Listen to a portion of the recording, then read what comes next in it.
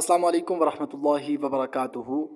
आप अपने हर जायज़ काम को करने से पहले एक मर्तबा इस्तिखारा ज़रूर करें। देखिए, आप जायज़ काम से मेरी मुराद क्या है। मैंने एक बात की कि आप अपने हर जायज़ काम को करने से पहले इस्तिखारा ज़रूर करें।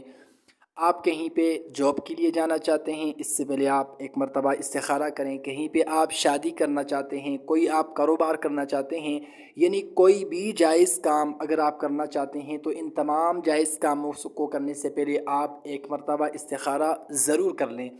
अब इसकी वजह क्या है? देखो, अल्लाह के रसूल सल्लल्लाहु अलैहि वसल्लम की हदीस है। अल्लाह के रसूल ने फरमाया कि जो बंदा भी इस्तिखारा करता है, जो बंदा भी इस्तिखारा करता है यानी अल्लाह से खैर तलब करता है, वो कभी भी नामुराद नहीं होता। यानी इस्तिखारे का मतलब ये होता है ना कि हम नमाज के अंदर अल्लाह के साथ रुजू करते हैं, अल्लाह से खैर तलब करते हैं कि या अल्लाह, अगर इस काम में मेरे लिए खैर है तो इस काम को मेरे लिए आसान फरमा, अगर मेरे लिए इस काम में खैर नहीं है तो फिर भी बंदे को उसके मुतालिक भी इल्म हो जाता है होता। और सहाबा फरमाते हैं कि अल्लाह के रसूल हमें इस्तिखारा की तालीम यूँ देते, गोया कि जब कुरान की कोई आयत या सूरत नाज़िल होती तो अल्लाह के रसूल हमें एक एहतमाम के साथ वो सिखाते, वो पढ़ाते। ऐसे ही अल्लाह के रसूल ने हमें इस्तिखारा की तालीम भी दी। देखो, इस्तिखारा का मतलब ये है कि हम अल्लाह से उस काम में खैर तलब करते हैं। यानी हम कहीं पे निकाह करना चाहते हैं तो हम एक उलझन का शिकार हैं कि पता नहीं लोग कैसे होंगे, पता नहीं मेरी शादी चलेगी या नहीं चलेगी। तो ये बातें हमें एक उलझन में लेके जा रही हैं, हम परेशानी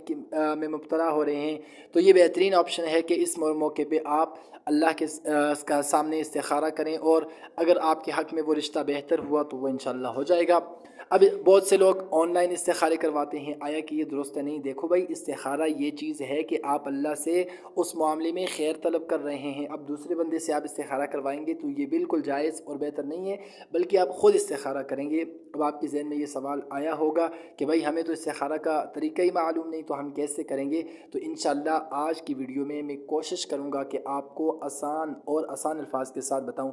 तो इस्तिखारा करने का तरीका बहुत ही आसान है। अब इस्तिखारे की नमाज में हमने सबसे पहले 2 रकत नमाज नफल बनीयत इस्तिखारा पढ़ने हैं। जैसे आम तौर पे आप नवाफिल पढ़ते हैं, सलात हाजत हो गई, या आप जो है नफिल पढ़ते हैं, या इशराक पढ़ते हैं, या तहज्जुद की नमाज़ पढ़ते हैं, तरीका बिल्कुल सेम है, लेकिन सिर्फ हमने नीयत पहले जो करनी है वो मुख्तलिफ है। अब नीयत क्या है कि नीयत करता हूँ नमाज की दिल के इखलास के साथ, 2 रकत नमाज नीयत, 2 रकत नमाज नफल इस्तिखारा, ठीक है ना। ये कह दें कि बनीयत इस्तिखारा, जो भी आप कहें। अच्छा, एक और चीज़ आपने याद रखनी है, इस्तिखारा के नवाफिल आपने उस टाइम पे पढ़ने हैं कि जो वक़्त मकरूह ना हो। यानी ग़ालिबन सुबह जो तुलुए आफ्ताब का वक़्त है, ये वक़्त भी मकरूह है। फिर वो जो ज़वाल का टाइम, ये भी मकरूह है। फिर ग़ुरूब आफ्ताब के वक़्त यानी असर के बाद आप इस्तिखारा की नमाज़ नहीं पढ़ सकते।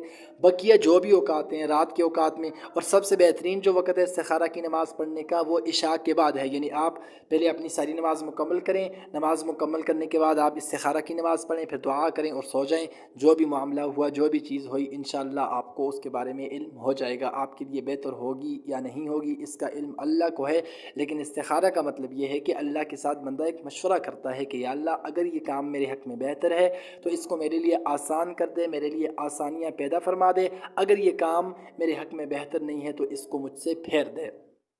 अब आपने 2 रकत नमाज नफल पढ़नी है, वही तरीका है। सना पढ़ेंगे, सूरह फातिहा पढ़ेंगे, उसके बाद सूरत मिलाएंगे, रुकू सजदा, 1 रकत मुकम्मल, फिर बिस्मिल्लाह पहले पढ़ेंगे, फिर सूरतुल फातिहा। यानी प्रॉपर तरीका जो आम तौर पे हम 2 नफल पढ़ते हैं। यानी मैं उम्मीद करता हूँ कि आपको मेरी बातें समझ आ रही होंगी।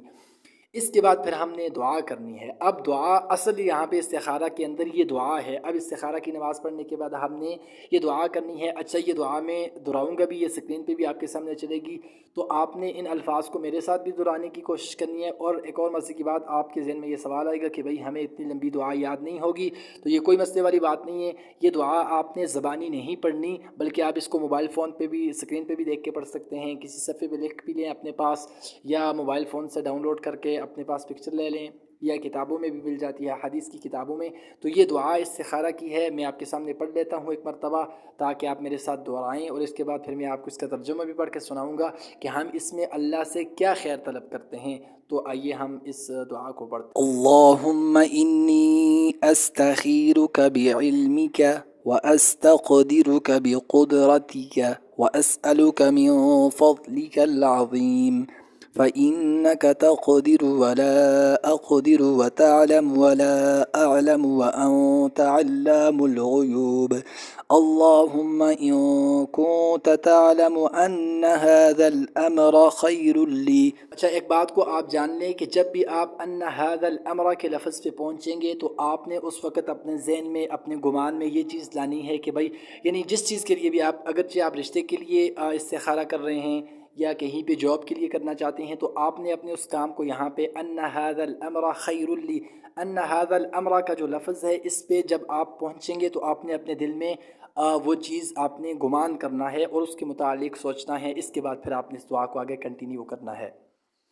أن هذا الأمر خير لي في ديني ومعاشي وعاقبة أمري أو قال عاجل أمري وآجله فاقدره لي ويسره لي ثم بارك لي فيه وإن كنت تعلم أن هذا الأمر شر لي في ديني ومعاشي وعاقبة أمري أو قال في عاجل أمري وآجله فاصرفه عني واصرفني عنه واقدر لي الخير حيث كان ثم أرضني. یہ میں نے آپ کے سامنے عربی کے اندر استخارہ کی دعا کو دہرا لیا. اب میں آپ کے سامنے اس کا ترجمہ ایک مرتبہ پڑھوں گا کہ ہم اس استخارہ کے اندر اللہ رب العالمین سے کیا چیز طلب کرتے ہیں اور اللہ سے ہم کیا مانگتے ہیں.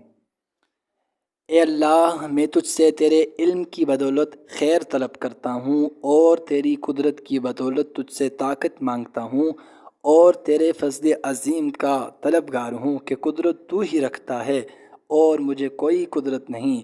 علم تجھ ہی کو ہے اور میں کچھ نہیں جانتا اور تو تمام پوشیدہ باتوں کو جاننے والا ہے. اے میرے اللہ، اگر تو جانتا ہے کہ یہ کام جس کے لیے استخارہ کیا جا رہا ہے میرے دین، دنیا اور میرے کام کے انجام کے اعتبار سے میرے لیے بہتر ہے یا میرے لیے وقتی طور پر اور انجام کے اعتبار سے یہ خیر ہے، تو اسے میرے لیے نصیب کر اور اس کا حصول میرے لیے آسان کر اور پھر مجھے اس میں برکت عطا کر.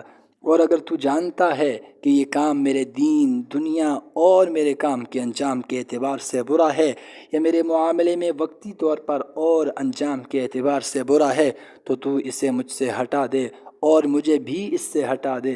پھر میرے لیے خیر مقدر فرما دے، جہاں بھی ہو اس سے میرے دل کو مطمئن کر دے. یہ میں نے آپ کے سامنے اس کا پراپر ترجمہ بھی دہرا لیا کہ استخارے کی دعا میں ہم اللہ رب العالمین سے یہ چیزیں طلب کرتے ہیں کہ یعنی اللہ تو ہی جانتا ہے، میں نہیں جانتا. اگر یہ چیز میری دنیا کے اعتبار سے، میرے دین کے اعتبار سے اور جو کام میں کرنا چاہتا ہوں اس کام کے اعتبار سے اگر میرے لیے بہتر ہے تو یا اللہ اس کو میرے لیے خیر کا سبب بنا دے. اگر یہ چیز میرے لیے بہتر نہیں ہے تو میرے دل کو اس چیز سے موڑ دے اور اس چیز کو مجھ سے موڑ دے. اچھا، اب آپ کے ذہن میں ایک سوال آئے گا کہ ہمیں کیسے پتہ چلے گا کہ یہ کام میرے لیے درست ہے یا درست نہیں ہے. بعض لوگ یہ سمجھتے ہیں کہ بھئی ہم استخارہ کریں گے تو استخارہ کے بعد جب ہم سوئیں گے تو پراپر ہمیں خواب آئے گا کہ خواب میں ہمیں یہ بتایا جائے گا کہ بھئی یہ کام آپ کے لیے درست ہے. ایسا کچھ نہیں ہوگا. اور بعض لوگ یہ تصور کرتے ہیں کہ بھئی ہم جب استخارہ کر لیں گے تو استخارہ کرنے کے بعد اگر ریڈ کلر ہمیں خواب میں آتا ہے تو اس کا مطلب یہ نہیں کرنا، بلو کلر آئے گا، ریڈ کلر آئے گا، یہ چیزیں سوچتے ہیں. تو ایسا کچھ بھی نہیں ہوتا. آپ نے جب استخارہ کر لیا تو استخارہ کرنے کے بعد اگر وہ کام آپ کے حق میں بہتر ہے تو اس میں آسانیاں پیدا ہوں گی، آپ کا دل اس کام کی طرف مائل ہو جائے گا. لیکن اگر اس کام میں آپ کے لیے خیر نہیں ہے، اللہ کی طرف سے اس کام میں خیر نہیں ہے، تو اس کام میں رکاوٹیں پیدا ہونا شروع ہو جائیں گی اور وہ کام نہیں ہوگا. تو یہ استخارہ کا مکمل طریقہ تھا. امید کرتا ہوں کہ میں نے بڑے آسان الفاظ میں آپ کو بتانے کی کوشش کی. اگر آپ کو یہ ویڈیو اچھی لگی ہو تو اپنے دوستوں کے ساتھ آپ اس کو ضرور شیئر کریں تاکہ وہ بھی فائدہ حاصل کریں. آپ میرے اس چینل محسن خان سپیچز کو بھی سبسکرائب کر سکتے ہیں. ملتے ہیں ایک اچھی ویڈیو کے ساتھ، تب تک کے لیے اللہ حافظ.